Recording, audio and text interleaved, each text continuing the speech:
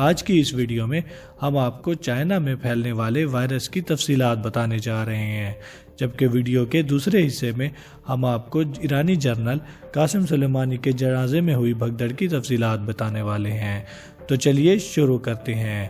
ایک نامعلوم viral pneumonia نے چائنا میں کھلبلی مچا دی ہے۔ اس وائرس کے بارے میں میڈیکل ہسٹری میں کوئی تفصیلات موجود نہیں۔ ذرائع کے مطابق اس وائرس سے متاثرہ 165 کے قریب کیسز سامنے آئے ہیں، جس کے بعد کئی ممالک نے چائنا سے آنے والے لوگوں کی اسکریننگ شروع کر دی ہے۔ 2003 میں بھی اسی طرح کے ایک وائرس نے سینکڑوں لوگوں کی جان لے لی تھی۔ اس وائرس کو سارس وائرس کا نام دیا گیا تھا۔ چائنیز ہیلتھ کمیشن کے مطابق سارے مریضوں کو الگ تھلگ جگہ پر رکھا گیا ہے تاکہ وائرس پھیلنے کا خطرہ کم ہو۔ چائنیز حکام کا کہنا ہے کہ یہ وائرس پہلے ووہان شہر کی ساحلی مارکیٹ کے لوگوں میں پھیلا، جس کے بعد مارکیٹ کو سیل کر کے صفائی کا کام شروع کر دیا گیا ہے۔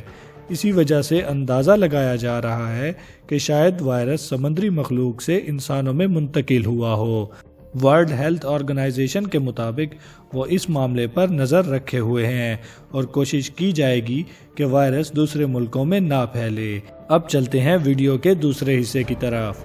امریکہ کی طرف سے ڈرون حملے میں مارے گئے ایرانی جنرل قاسم سلیمانی کے جنازے میں بھگدڑ سے درجنوں لوگ ہلاک ہو گئے ہیں، جبکہ سینکڑوں لوگ شدید زخمی بھی ہوئے ہیں۔